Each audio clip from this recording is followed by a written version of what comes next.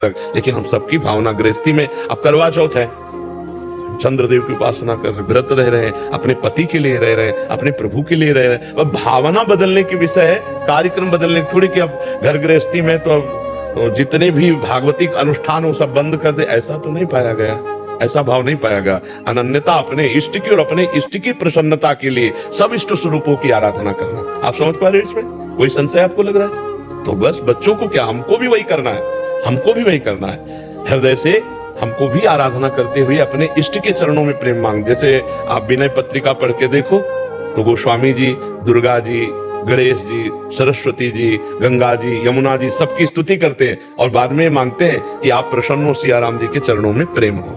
बात समझ रहे? तो ऐसे हम हर साधना करके, आराधना करके जो हमारे इष्ट देव उनका प्रेम मांगे तो हमारी भक्ति भी बढ़ेगी और एक सामाजिक व्यवस्था भी बनी रहेगी। हमारे यहाँ सामाजिक व्यवस्था है, हमारे यहाँ तो जड़ का भी पूजन किया गया है। आज बरगद आई, बरगद के पेड़ का पूजन, आज पीपल के पेड़, आज आंवला के अक्षय तृतीया है तो आंवला के पेड़ का पूजन। हमारे यहाँ तो जड़ वृक्षों की भी पूजा की गई है, जड़ वस्तुओं, अरे यहाँ तक कि नई कार और साइकिल और मोटर है उसका भी पूजन किया गया है। ले किया जाता, भगवान मान के किया जाता, नहीं बोले स्वस्तिक का चिन्ह बनाए, फूल वर्षा किए और पैर छुए। और गाड़ी में रोज अगर चलाने देखो तो ड्राइवर सबसे पहले हैंडल के पैर छूता है। कैसी भावना है? वहां भी भगवान, वो जान नहीं रहा कि मैं जो कर रहा हूं उसका क्या स्वरूप है, लेकिन वो वहां भी भगवान की भावना है कि पहले पहले गाड़ी में बैठेगा ना तो पहले हैंडल के पैर छू करके फिर ड्राइविंग। हमारे यहाँ तो जड़ वस्तुओं की भी भगवान के भाव से पूजा की गई है। चैतन्य भगवत स्वरूपों को तो भगवत स्वरूप है ही। राधा वल्लभ शेरविंश महाराज जी, आपके चरणों में कोटि कोटि प्रणाम। महाराज जी, पिछले 1.5 वर्ष से आपको सुनने का सौभाग्य प्राप्त है, जीवन में बहुत परिवर्तन आया है।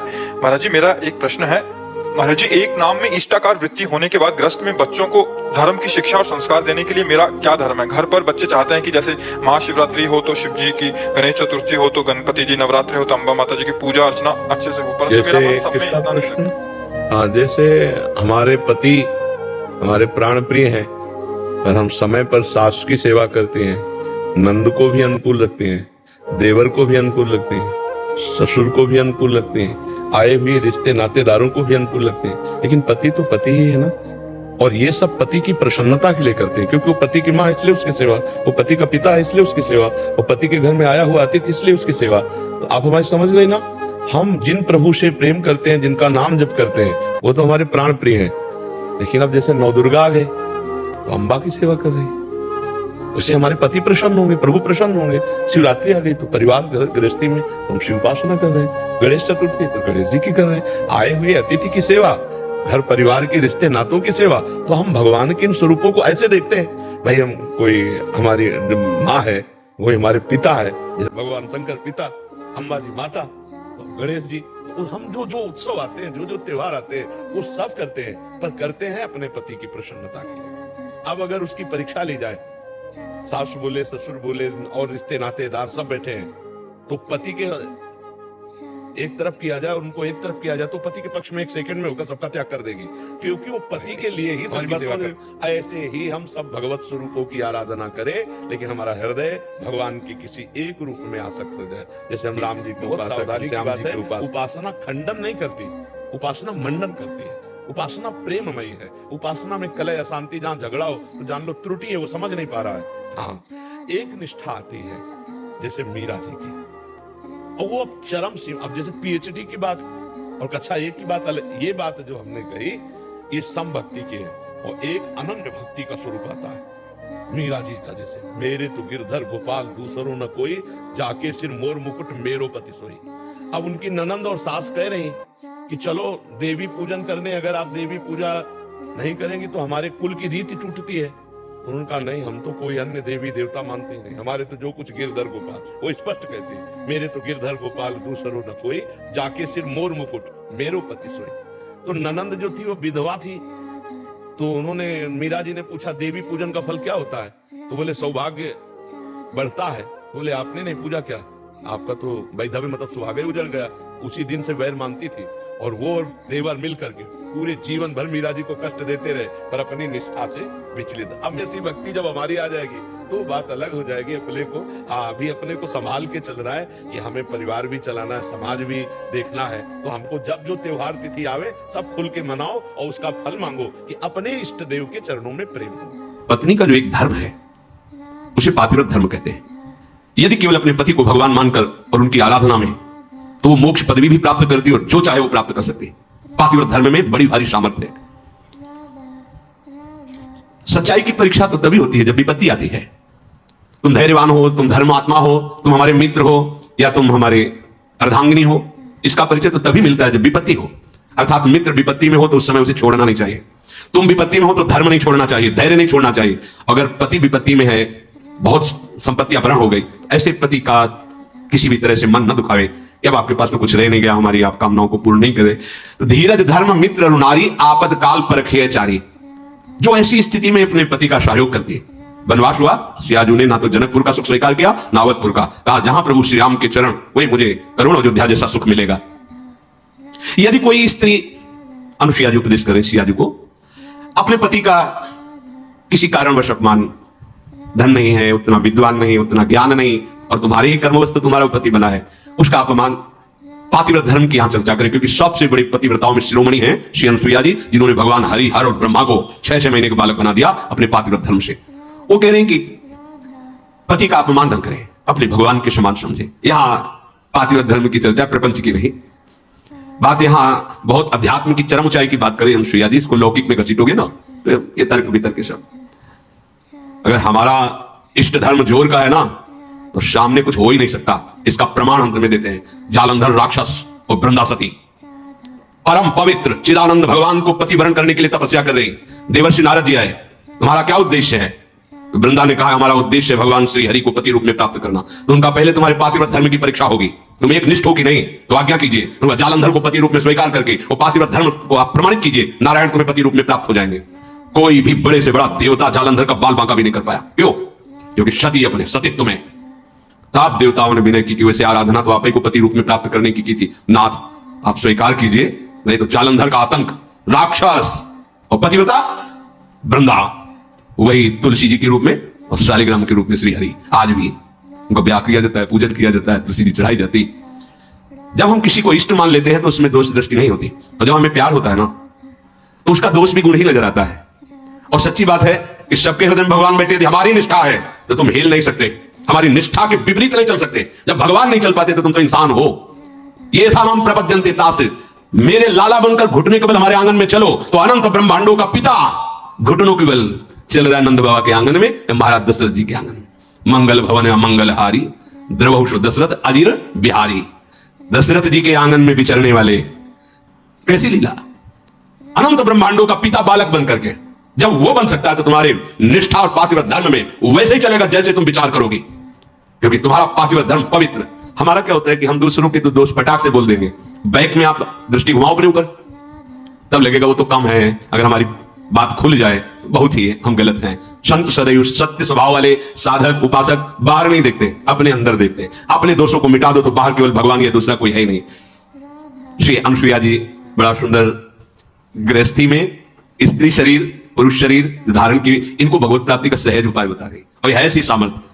ऐसे लिए स्त्री के लिए एक सुदृढ़ भगवत प्राप्ति का मार्ग है, जो घर परिवार में रह रही अपने पति में भगवान की भावना करना। मेरे पति ही मेरे भगवान है, ऐसी भावना से आठों पहर उनकी आज्ञा में रहना। जैसे कोई प्रश्न कर सकता है कि अगर पति ही दुराचारी हो तो शास्त्रों में वर्णन किया गया है कि आप अपने भाव रखिए और फिर विधान जैसा होगा अपने आप दूरी बना दे, क्योंकि आप और आपके पति के बीच में भगवान का भाव है ना, वो संभाल लेंगे, वो आपको बचा लेंगे, वो आपको दूर कर देंगे। ऐसा भी हो सकता है। अलग अलग मायाकृत रूप है, और आंतरिक भाव में जाएंगे जब विचार पे, तो आपके ही कर्म का फल भुगताने के लिए ऐसा स्वभाव वाला पति दिया गया है, ऐसी भावना। तो हमारे कर्म निश्चित, अपने कर्म के प्रभाव से ही पति का वर्ण होता है, जैसे हमारे कर्म होते हैं।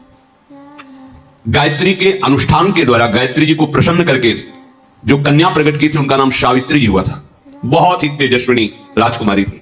जब वर वर्ण की बात आई तो उनके पिता ने आदेश किया कि तुम स्वयं घूमो मृत्यु लोक में, और जो तुम्हें वर पसंद आएगा उसके साथ ब्याह कर देंगे। इतना प्यार करते थे, और वो गायत्री जी की कृपा से प्रकट हुई थी, इसलिए उनका नाम सावित्री। बड़ी तेजोमयी कांति, अद्भुत ज्ञान, मंत्री और विशाल सेना साथ और राजकुमारी जन, वर वर्ण के लिए। स्वयं तुम देखो, बहुत राजकुमारों को देखा, मन में ही नहीं आया। जंगल से गुजर रही थी, देखा एक लकड़हारा लकड़ी काट रहा है, दृष्टि गई, देखते ही लगाई मेरे प्राणपति, रुक गई। मंत्री से कहा आदर से इनको नीचे उतारो। वो तो क्या अपराध बन गया, सैनिक घेरे हुए हैं, राजमंत्री हाथ जोड़कर राजकुमारी ने कहा, मैं आपको पति रूप में वरण करती हूं। तो उन्होंने कहा, नेत्र हैं आपके, आप देख पा रहे हैं मैं कौन हूं? लकड़ी काट के बेचता हूं और अपने माता पिता की सेवा करता हूं। मेरे पास रहने का ठिकाना नहीं, खाने का, तो आपका राज वैभव का प्रभु, मैं राज वैभव को पति नहीं बना रही हूं, आपको पति रूप से वरण। मेरा मन मान गया है, मेरा मन राजी हो गया है आपको देख के, आपके सौंदर्य को, आपके गुण को, आपके घर को, आपके वैभव को देखकर मैं पति नहीं बना रही, मेरा मन मान गया है। आपके माता पिता कहां हैं? बोले जंगल में एक झोपड़ी में विराजमान है। ठीक, मंत्री से कहा, ये स्वीकृत है मुझे। पूरी जानकारी ली, वापस लौट। जब वापस गए तो वहां बैठे हुए थे देवर्षि नारद जी। आओ बेटी। राजा ने कहा, वर वरण क्या? हाँ। मंत्री ने पूरी बात बताई। देवर्षि नारद जी ने कहा, नहीं नहीं नहीं, गलत हो गया। तो बोले, आप यही देख के तो कह रहे होंगे ना कि घर नहीं है, संपत्ति नहीं है, तुम राजकुमारी हो, कैसे निर्वाह होगा? ये सब मैं जान रही हूं, नहीं है उनके पास। बोले, नहीं, एक बात और है, वो ज्यादा दिन जीवित नहीं रहेंगे, 1 वर्ष में उनकी मृत्यु का योग है, वो मर जाएंगे। बहुत है, ये देखो निष्ठा देखो, बहुत है 1 वर्ष। अगर मैं एक दिन भी उनके नाम का सुहाग भरने को पा गई तो आज जीवन निर्वाह कर जाऊंगी उनके लिए। कैसा हमारा देश यति और सतियों का देश है। जैसे एक सन्यासी सर्वत्यागी, ऐसे साफ सुख की भावना केवल अपने पति में निहित करके भगवान को रिझा लिया। ये वो पातिव्रत धर्म है। अब सब भगत ही थोड़ी होते हैं, सब धर्म से ही थोड़ी चलते हैं। नारद जी बहुत प्रसन्न है। उन्होंने कहा, एक बार जिसका वर्ण कर लिया बस। जैसे मां भगवती पार्वती जी ने सप्त ऋषियों को जवाब दिया था, कोटि जन्म रगर हमारी बरऊ संभुनत राहो कुमारी। तुम एक बार की बात कहते हो, करोड़ों बार जन्म लूंगी और तपस्या करूंगी, और वर के रूप में वरण करूंगी तो महादेव को ही वरण करूंगी। माना महादेव अवगुण भवन विष्णु सकल गुण खाद, जय कर मन जय सम रमे ते ही संत। मान गए आपकी बात पर, मेरा मन रम गया है शिव में, करोड़ बार जन्म लूंगी लेकिन महादेव को ही वरण करूं। ये सावित्री जी का ब्याह हुआ। पिता ने अपार वैभव, वही अकेले थे, बिल्कुल एक भी सुख नहीं लिया। नहीं, मेरे पतिदेव के ही सुख में सुखी रहूंगी, आपका कुछ भी दहेज, कोई भी एक वस्तु स्वीकार नहीं करूंगी। बहुत सत्यवान जी प्रसन्न हुए, उनका नाम सत्यवान। और कहा, प्रिय, पता नहीं किस पुण्य और सौभाग्य से तुम्हारी जैसी हमें पत्नी मिली। वैसे मैं भी एक राजकुमार हूं, मेरे राज्य का अपहरण कर लिया गया वैरी राजाओं ने। मेरे माता पिता वयोवृद्ध थे, उनको लेकर मैं जंगल भाग आया हूं और वास कर रहा हूं। और मैं तुम्हें कैसे, उनको ये पता नहीं कि मैं 1 वर्ष की आयु, लेकिन सावित्री जी को पता है, मैं तुम्हें कैसे सुख प्रदान कर सकता। बोले, भगवान, बस आपकी चरण सेवा करके आपको सुखी देखकर मैं परम सुखी रहूंगी। सुबह लकड़ी काटने के लिए चले, वो साथ चली। उनका नहीं, हमारे माता पिता की सेवा में रहो, जो आज्ञा। और जिस दिन से ब्याह हुआ था उस दिन से तिथि गिनना प्रारंभ कर दी। धीरे धीरे जब कुछ महीने व्यतीत हुए, उन्होंने अन्न छोड़ दिया। सत्यवान ने पूछा, क्यों? बोले, हमारी कुछ मन में ऐसी कामना है कि मैं नियम पूर्वक रहूं। कुछ समय व्यतीत हुआ, जल छोड़ दिया। वायु पी करके केवल मंत्र जाप करते हुए कि पति का शरीर छूटा, मैं अपना शरीर रखूंगी नहीं, छोड़ दूंगी। और जब वो तिथि आई, उनका, आज भगवान मेरी इच्छा है कि आपके साथ में वन में चलूं।